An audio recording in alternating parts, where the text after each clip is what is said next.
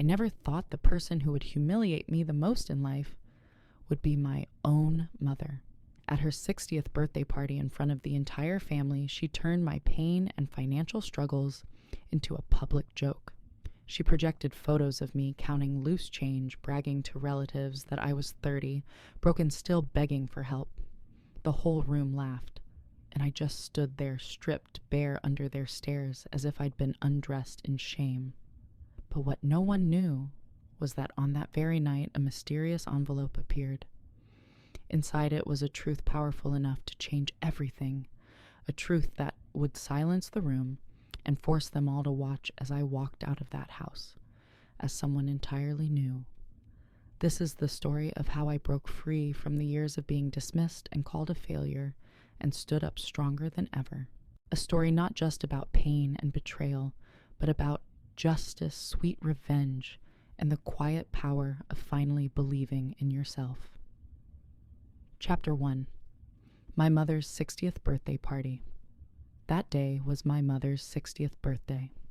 All the relatives and close friends were gathered in the large dining room. I was carrying a tray of desserts when I heard my mother's voice ring out, clear and full of self-satisfaction. My daughter is so pathetic that she had to kneel down and beg me for money to pay her rent. 30 years old and still that miserable. The entire room burst into murmurs of laughter. I froze in place, my hands gripping the tray so tightly they trembled. Before I could regain my composure, my uncle chimed in.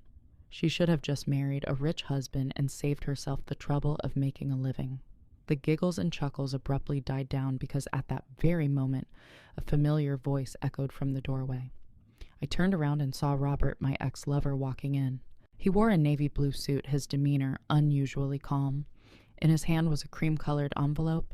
He didn't say a word, just walked straight to the banquet table, placed the envelope right in front of my mother, and casually took a seat across from her. All eyes in the room immediately fixed on that envelope. The air grew thick and heavy, but my mother seemed utterly unfazed. She pulled out her phone and gave a bitter little smile. And here let me show you all just how exceptional my daughter really is. On the screen was a photo of me, head bowed, as I counted crumpled bills on the kitchen table, my face lined with worry, my hair in disarray. My breath hitched, my heart pounding, as I realized she had secretly taken that picture on the very day I struggled to scrape together enough to pay the utility bills. My mother swiped to the next photo. It was a late rent notice, the words "Final Notice" glaring in red. Her voice dripped with amusement. Look at this, everyone. My daughter owes $1,500 in rent, 30 years old and crawling back to beg her mother for help. Truly disgraceful. In that moment, I felt as though I had been stripped bare before the entire family. The whispers, the scrutinizing stares, the half smiles, all of it burned like salt against an open wound. My throat tightened, and all I could manage to stammer was, "Mother, you went through my things." She looked at me, her eyes gleaming with a sickly sweet pretense of affection. "Oh, I just happened to come across it when I was getting your laundry. Why so serious? We're family, aren't we?" Family. And yet, in that instant, all I felt was that I had become nothing more than a joke in this lavish party. Chapter 2. Robert and the Mysterious Envelope. The atmosphere in the room grew steadily more tense. The murmurs of laughter from earlier had vanished, replaced by curiosity laced with anticipation. Every gaze was fixed on the cream-colored envelope resting motionless in front of my mother. It was like a small bomb. No one knew what it contained, but everyone sensed it could explode at any moment. Robert sat upright, arms folded across his chest, his expression calm yet unreadable. He neither looked at me nor at my mother. He simply left the envelope there, surrounded by the hushed whispers of our relatives. I remained rooted at the kitchen doorway, the tray in my hands, suddenly heavy as stone. My mother broke the silence with her familiar, mocking tone. "Robert, what are you doing here? I don't recall inviting you to this party." Robert tilted his head slightly, answering in a voice as steady and cold as ice. I came here for Catherine. My heart skipped a beat. I had never invited him, and we hadn't spoken in months. Why had he shown up today, of all days, carrying a mysterious envelope? My mother gave a strained laugh, still trying to maintain her superiority. Is that so? Then, what's in that envelope? A birthday greeting, perhaps? Robert remained silent. That silence was far more unsettling than any reply could have been. The entire room seemed to hold its breath.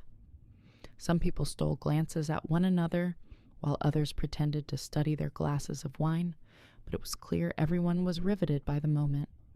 I stared at the envelope, my chest tightening. Part of me trembled with fear, worried it held something else to humiliate me further.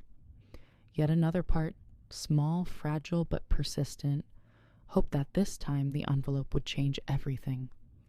And in Robert's calm yet unwavering gaze, I sensed that tonight's story was only just beginning. Chapter 3. The Teenage Room and the Unfairness. I couldn't breathe in that dining room any longer. The air was thick with mockery, scrutinizing stares, and that silent envelope waiting like a ticking bomb. I set the tray down on the table and quietly slipped away. My footsteps carried me up the creaking wooden staircase along the familiar hallway, lined with family photos on both sides. Each picture captured milestones from my younger brother's life, his graduation, his wedding, the celebration parties after every one of his startups. But my own images stopped at my high school graduation. After that, nothing. As if my existence had ended on that very day. I opened the door to my room. It looked exactly the same as it had when I was 17. The faded floral wallpaper, the one I had begged my mother to let me replace only for her to refuse, still clung to the walls.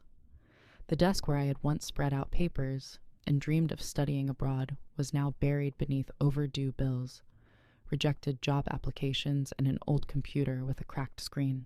Everything seemed to sneer at me, 30 years old, yet still trapped in a teenage room. I sat on the edge of the bed, memories flooding back. 8 months ago, my company had laid off staff. 23 people lost their jobs, and I was one of them. My severance dwindled, unemployment checks barely stretched far enough. With clenched teeth, I returned to this house, convincing myself it would only be temporary, just until I found a new job. But the months passed, each one a cycle of interviews that ended in polite nods, followed by silence. And the cruelest memory of all was a letter that had once had the power to change everything. Back then, I had received a full scholarship to the University of Edinburgh, a chance to escape this place to break free from my mother's control. But that letter, I never got to celebrate it. I found it much later crumpled stained with shopping notes scribbled by Uncle Matthew. When I confronted her, my mother replied coldly, "David has a natural talent for business. You were only ever meant to be a supporter, a side role." Just 2 words, yet they had locked me in a cold prison for years. In their eyes, I was never the main character in my own life. I sat in that room, torn between fury and despair, and yet deep inside a small flame still smoldered. A part of me knew I could not let my life be buried in this room forever. Chapter 4. A Ray of Hope in the Night and the 13-minute race. I sat frozen in my teenage room, surrounded by the past and all the dreams that had been buried there. The laughter and chatter from the dining room below still drifted upward, each sound like a knife carving deeper into my already shredded pride. I was on the verge of surrendering when the old laptop on my desk suddenly chimed with an incoming email. I sighed, certain it was just another rejection. But when I opened it, my heart stopped. It was an email from Meridian Global, the international company, whose job posting Robert had once sent me months ago. The message read, "We would like to know if you are still interested in the position of international marketing at our London office. If so, the deadline for submission is today." I glanced at the clock, 11:47 p.m. I had exactly 13 minutes. 13 minutes to decide whether my life would remain trapped here or whether I would step through a door into something entirely new. My heart pounded as if it would burst. I scrambled to open my old CV, my hands trembling as I typed. Months of unemployment, countless rejections, I transformed them into a story of resilience, of leadership under crisis. I didn't write about failure. I wrote about what I had learned from it. 12:00 a.m., less than a minute left. I skimmed through my cover letter, made one final edit, then hit submit. The moment the button glowed, it felt as though a massive stone had lifted off my chest. I didn't know what the outcome would be, but for the first time in a very long while, I had done something for myself, not for my mother's judgment, nor to compete with my brother's constant comparison. In those fleeting 13 minutes, I had seized a fragile thread of hope, and deep down, I knew that if the chance came through, my life would never ever be the same again. Chapter 5: The Interview and the Silent Companion. 3 days after submitting my application, I received an email reply. Meridian Global wanted to interview me over the phone. I stared at the screen, my heart pounding wildly. It had been so long since I'd felt that a company truly considered me. Now the opportunity was right in front of me, but with it came a suffocating fear. I told my mother a lie, saying I had plans to meet friends downtown. In reality, I drove to the public library.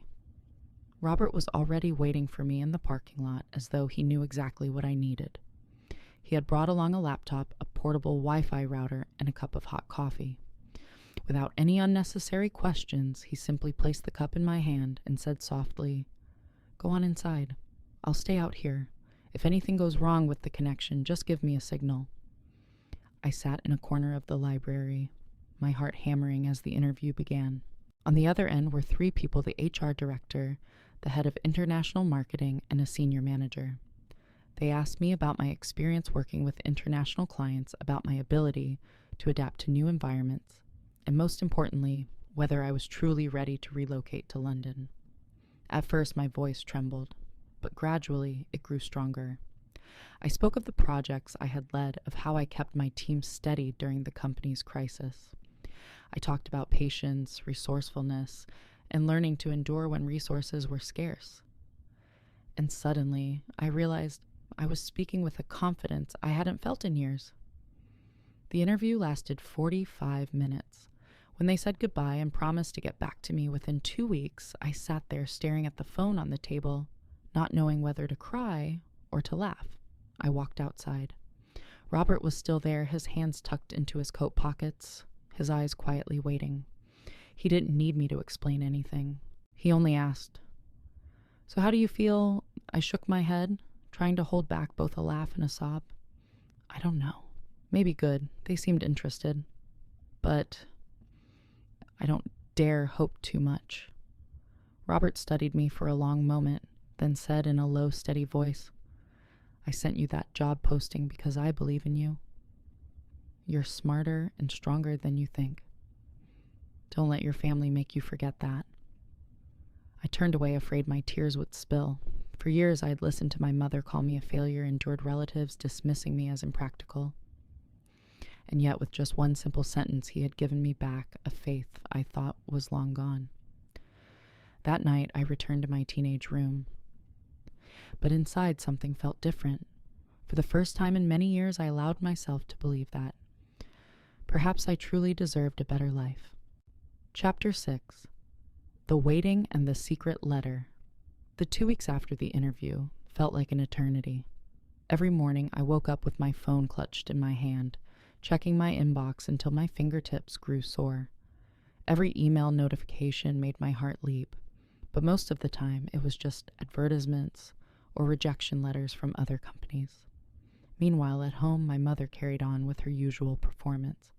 She boasted to the neighbors about David, her golden boy, who had just enrolled in his 4th business program after quitting the first 3. She called it diverse experience. Yet for me, every setback was branded as not good enough. I scrubbed floors, picked up odd jobs for spare money, and overheard her telling Aunt Linda, "At least she's finally learning to do manual work. No more chasing foolish dreams." Those words pierced me like a knife. but I kept silent because deep inside I was holding on to a secret she knew nothing about. That evening, as I was scrubbing the kitchen floor, my phone buzzed. A new email. I wiped my hands on my apron, opened the message, and my vision blurred. Meridian Global had officially sent me an offer. Position International Marketing Manager. Location London. Salary 6 figures, with a company-provided apartment for the first 6 months. I had to read it 3 times before I could believe it wasn't a dream. My whole body trembled. My eyes stung with tears. After months of humiliation, after countless voices telling me I was worthless, I finally held proof that I was capable, valuable enough. I printed the letter, folded it carefully, and slipped it into a new envelope. That night, I placed it beneath my pillow like a secret that belonged to me alone. I told no one, not my mother, not David, not anyone in the house. I wanted to keep it hidden like a trump card, a sharpened blade that I would draw at exactly the right moment. For 5 days, I carried the envelope everywhere, tucked in my handbag, hidden in my coat, even clutched in my hand as I slept. It wasn't just a job offer. It was living proof that every insult, every sneer, every dismissal had been wrong. And I knew that very soon this entire family would witness the truth. Not through my words, but through black ink on white paper. Chapter 7, the climax and the turning point. That evening, the whole family once again gathered in the dining room.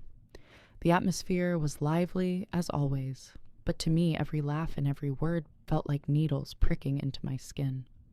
My mother began her usual performance, playing old videos of my younger brother David, his graduation, his wedding. She narrated them with overflowing pride. All the professors said David has natural leadership qualities. He truly is the future pillar of this family. Around her, people nodded, smiled, raised their glasses in toast, and I sat quietly at the far end of the table, shrinking into the shadows. But as always, my mother couldn't resist the urge to twist the knife. She stopped the video, turned to me with a false smile, and said, "Catherine, you're so quiet tonight, hiding something from the family, or maybe you're just worrying about how to scrape together this month's rent."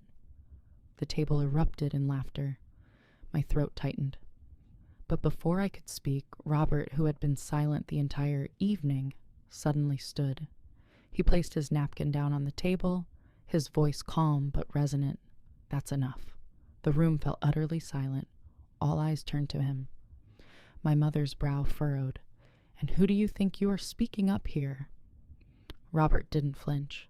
He looked straight at her, his words deliberate. "For years you've called Catherine a failure. You've said she wasn't good enough, not realistic, undeserving of any opportunity. You've done everything to tear her down.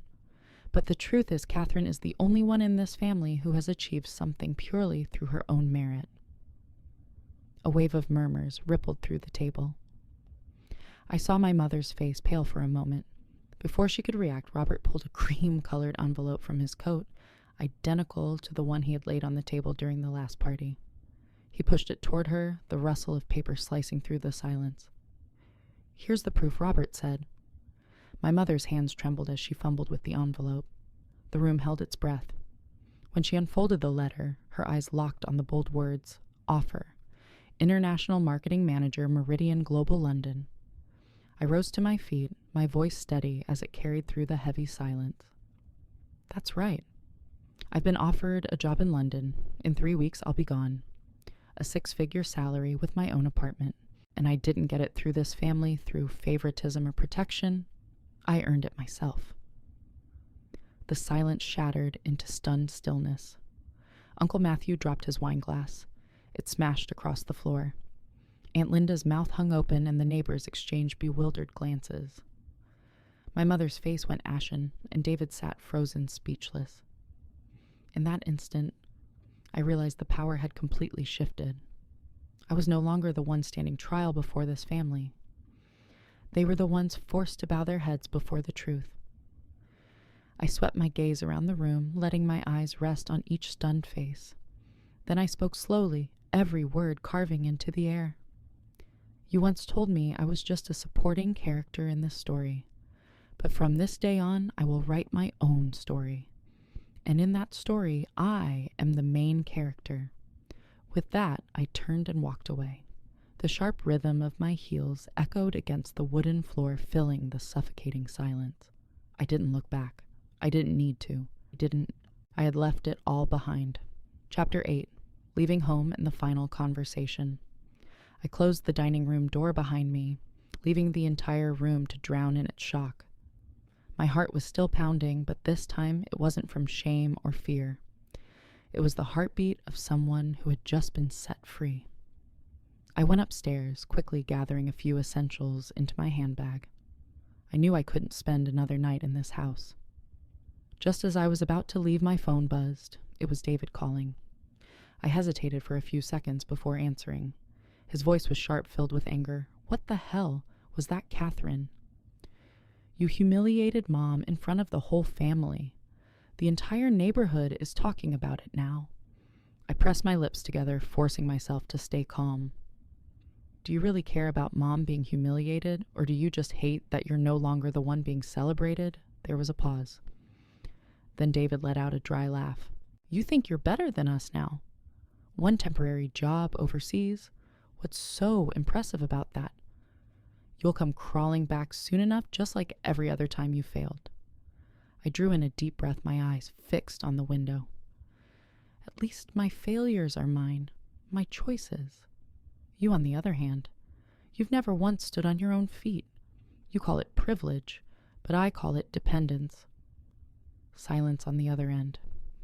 I heard David's heavy breathing, then the call abruptly cut off. Not another word. I set the phone down on the bed, a wave of relief washing through me. For years I had been compared to him, forever cast as his shadow, and now with one job offer I had shattered that wall.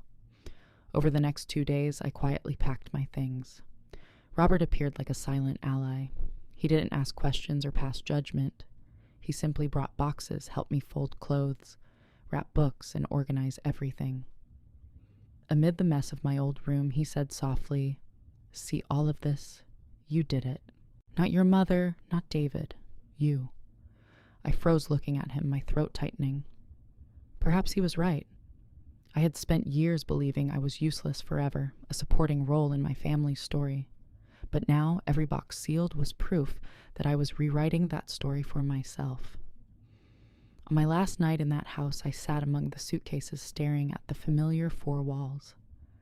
After so many years inside them, I had never felt the room so suffocatingly small. And I knew that when I stepped out through that door tomorrow, I wouldn't be leaving as a defeated daughter. I would be leaving as a free woman. Chapter 9. The Letter from the Past. While packing the last of my boxes, I stumbled upon an old chest, shoved deep into the attic corner.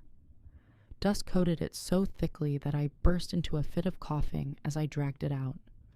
The lid creaked open as though warning me that inside lay things long forgotten. Inside were relics of my school years, a few school newspapers I had written for certificates from writing contests, and handwritten letters from old friends. I touched each item, familiar, yet distant, like echoes of a life I had almost forgotten. Then, at the bottom of the box, I saw a sheet of paper carefully sealed in a clear plastic sleeve. My heart stopped. It was the admission letter from the University of Edinburgh, the very letter I had once believed lost forever. The bold print was still clear. Congratulations. We are pleased to inform you that you have been awarded a full scholarship. Below it was the dean's signature, along with a note saying I was one of the most promising students they had ever met. I collapsed to the floor, my trembling hands clutching the paper. For years, I had let my mother and family convince me that I wasn't good enough, that my dreams were nothing but illusions. But this letter was living proof. I had been good enough, I had been worthy, and that truth had never changed. It had only been hidden, buried perhaps, even deliberately stolen from me. Tears welled up, but they weren't the tears of humiliation I had grown used to. They were tears of rebirth. It felt as if that 17-year-old girl, her eyes bright with hunger for life, had reached across time, taken my hand, and whispered, "We were never weak. They just didn't want us to believe in ourselves." I folded the letter carefully and slipped it into my handbag. Not as a wound to reopen, but as a talisman. A reminder that even when shamed, belittled, or robbed of my dreams, I had always carried within me the strength to begin again. Tomorrow, I would leave this house, and I would take with me not only my luggage, but also the undeniable proof that I had once been and still was strong enough to write the next chapter of my own story. Chapter 10, London and a New Beginning. 3 weeks later, I dragged 2 heavy suitcases through Heathrow Airport. For the first time in my life, I didn't feel like anyone's burden. The plane descended into London's signature gray sky, but inside me the light blazed like midsummer sun. The company-provided apartment was on a quiet street in Kensington. The building was old and elegant, with high ceilings, wide windows, and golden light spilling across polished wooden floors. As I set my suitcases down, I stood still for several minutes, taking a deep breath. This wasn't the cramped teenage room, nor the house suffocating with contempt. This was my space, my new beginning. On my first day at work, I was overwhelmed. Meridian Global's office tower gleamed with glass near Tower Bridge. Employees strode with confidence, exuding professionalism, none of them knowing about the days I once trembled counting crumpled bills. I introduced myself, Catherine Harrison, International Marketing. My voice carried across the grand lobby, proud and unshaken. My direct manager, a man in his 40s, welcomed me with a warm smile. He said they were eager for my American perspective, believing it could help European clients expand into overseas markets. I stood speechless for a moment. Back home, my differences had been branded as failures. Here, they were seen as assets. In the days that followed, I threw myself into work with an energy I'd never known. I met international clients, joined marketing strategy sessions, and presented ideas in high-stakes meetings. Strangely, I no longer felt small. I belonged here. I had value here. On weekend afternoons, I wandered Hyde Park watching ancient trees sway above calm lakes. I sat on benches watching young families laugh together and thought of the 17-year-old girl who once dreamed of this very life. At last, that dream had become reality. One evening, I bought a postcard of Big Ben glowing in the sunset. On it, I wrote a single line, "Wish you were here." No name, just my mother's address in Chicago. I slipped it into a red London postbox. When the iron flap clanged shut, I smiled. It wasn't an invitation, nor an apology. It was a silent declaration, proof that I had broken free from the story they once wrote for me. Back in my small apartment, I brewed a pot of tea and gazed out the window at the glittering London lights shimmering like stars.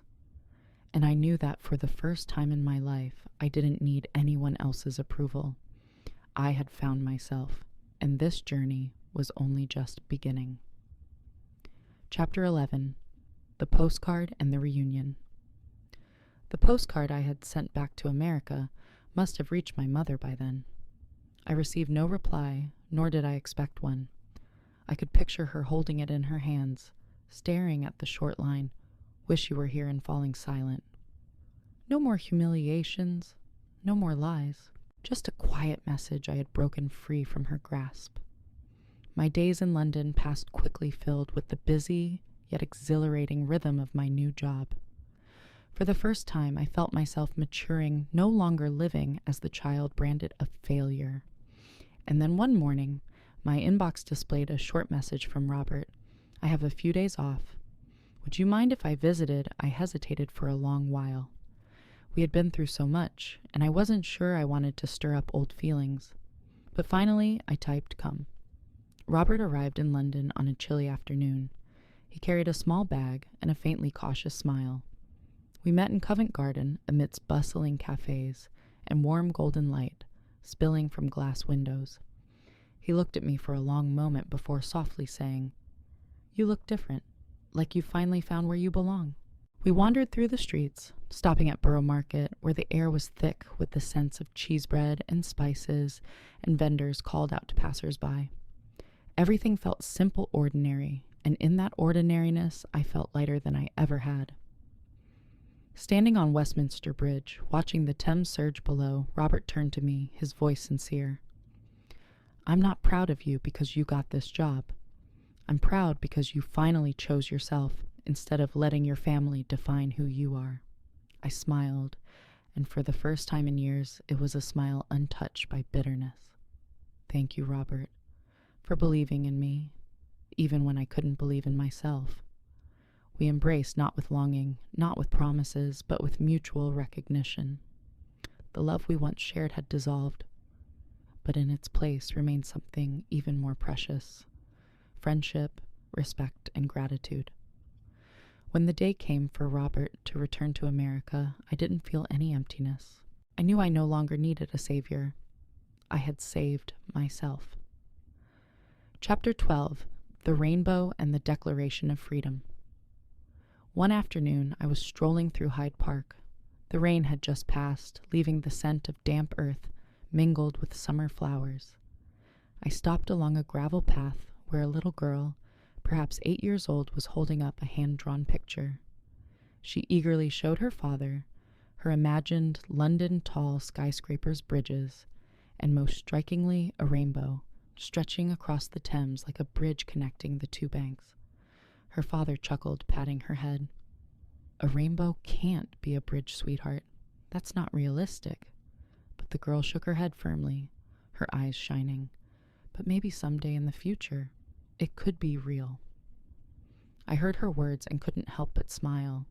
In her, I saw myself at 17 sketching out dreams others called unrealistic, only to have them crushed by the very people I loved most. But unlike then, this time I wasn't retreating. I was living inside that very dream dwelling in a foreign city, thriving in a demanding job with a heart full of conviction that I was worthy. I left the park and walked back to my small flat in Kensington. As I opened the door, the golden light of sunset poured across the room. I stood still for a moment, breathing deeply, and realized this was my home. Not the dusty teenage bedroom of my old house, not the place filled with jeers and contemptuous stares. This was the place I had chosen, built with my own hands and my own resilience. Freedom doesn't always arrive with fireworks or triumphant cheers. Sometimes it comes quietly, like a deep breath, like a peaceful smile after years of suffocation. Freedom is when you finally understand that from this moment on, you only need to live to please yourself. I sat down at my desk, opening my laptop to prepare for the next morning's meeting. Beside me, a cup of tea sent up gentle warmth. I thought of everything I'd endured and whispered softly, like a vow made only to myself. This is only the first chapter of the story I will write, and this time I will never let anyone else hold the pen for me again.